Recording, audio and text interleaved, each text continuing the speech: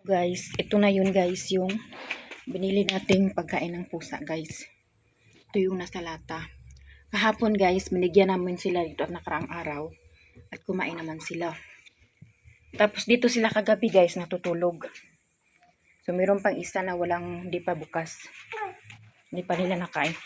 So, tingnan nyo yung ginawa ng guys, ng aso guys. Nakaraang araw guys, napatay din yung isa namang pusa guys.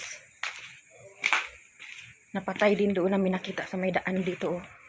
Yung malaki na yun guys, mga 4 years na yun dito guys, na alaga ko. Pinatay ng aso. Tingnan natin ngayon. Ito yung mama ng mga kuting. Yan. Hinahanap niya yung mga kuting niya. Tingnan nyo guys. Kung ano ginawa ng aso guys. Nandun dun sa balkon kahapon guys eh. Tingnan nyo guys. Ayan na guys. Naputol na yung paa guys. Isang paa wala na guys. Tapos ang isa guys, yung sabi ko na maganda guys, yung ano ba. Ayan guys. Nawasag na guys yung ulo. Dito na yung ulo niya. Oh. Tapos yung katawan niya andyan na. Ayan yung katawan niya. Nilalangaw na ata, kinain ng ano. Wala na siyang mga tiil, wala na siyang binti, wala na siyang paa. Kinain siguro ng aso.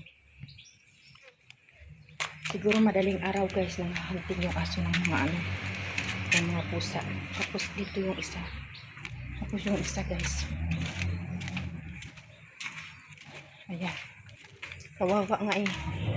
Kasi may a-adapt na sana yun guys. Isa sa amin. At sa kabilang bahay. Isa at sa nanay na isa din kukunin. Tapos tingnan nyo dito guys yung isa guys.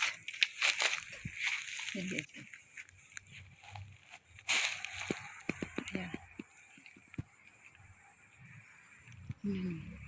Pinatay din ng aso guys. Nandun ito sa balkoni bago ako natulog, binigyan ko kasi na ng pagkain. Tapos yung isa naman guys, ayan yung nanay niya. Tingnan mo kawawa yung nanay niya. Naghahanap ng kanyang ano kasi yung didi niya guys.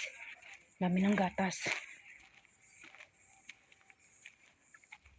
Dito yung guys, nakita ko yung isa guys.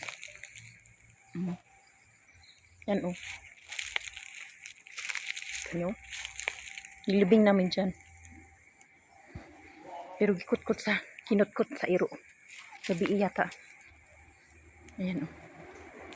Kinutkot ng aso. Malaki na yan ha. Ano ba kaya yung kuting? Hindi yun hindi yun makasukol. Ayan o. Yan yung aking pusa na malaki. Yung may green na mata. Ayan. Kinagat din siya ng aso. Siguro kagabi kinalkal yan kasi nakarang araw yan bilibing namin. Kinalkal yan ng aso dyan. Kasi yung amoy. Nag-ano na yung amoy. Dito namin siya nakita guys oh. Nakatihaya na siya dyan oh. Tapos nakaraan din may pusa din dito din siya nakatihaya. Kinain din ng aso, kinagat ng aso. Pero yung mas kawawa talaga, yung kuting hindi nakatakbo. Siguro yung aso pumunta doon sa balcony namin. Tapos isa-isang kinagat siya.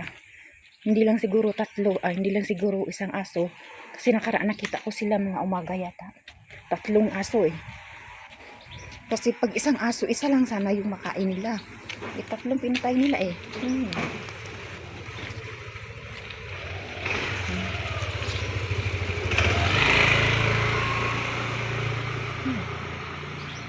Yan pa naman gusto namin na ampunin sana. Kasi maganda yung ano niya. Tapos ito din. Maganda yung kulay niya at yung balahibo. Pero pinatay. Wawa. Hindi ko alam kung paano ito maasumpong aso na ito dito. Kasi pinapatay niya yung mga pusa eh. Siguro madami na siya napatay. Hindi lang dito. Kasi dito sa amin napatay niya 5 na 6. Yung yellow na isa. Yung inampon ko din. Pinatay niya. Tapos yung stray cat. Tapos yung ito sa akin 3. Tapos yung 3 kuting 6 na pinatay niya guys. Kawawa yung nanay. Yung kuting. Hinahanap na yung ano niya.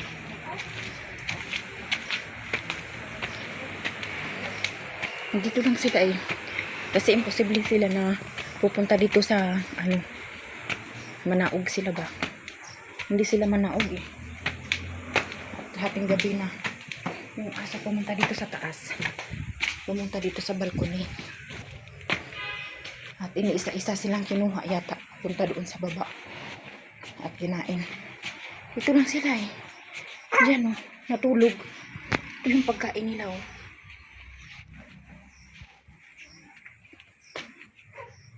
Kaso hindi namin makita eh. Kasi ano, madaling araw. Mga alas 3 yata o alas 4. Sino pa bang gising yan?